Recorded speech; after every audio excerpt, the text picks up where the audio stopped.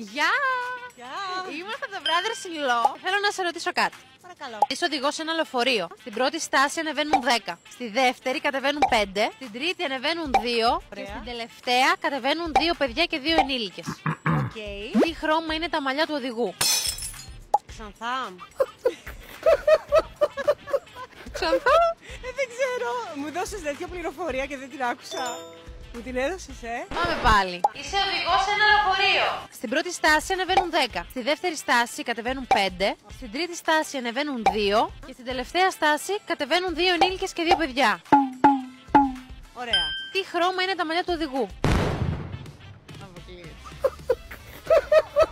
Παιδιά, μισό λεπτό. Σταμάτα λίγο, σε παρακαλώ. Μου δίνεις τέτοια πληροφορία, όντως. Λοιπόν, πάμε πάλι από την αρχή. Είσαι οδηγός σε ένα λεωφορείο. Ναι. Γελαχρινά! Μαύρα είναι. Μαύρα είναι! Μαύρη είναι και η 15 ευρώ δωρεπιταγή από τα Brothers in Law. Θα το τιμήσω, δε όντως.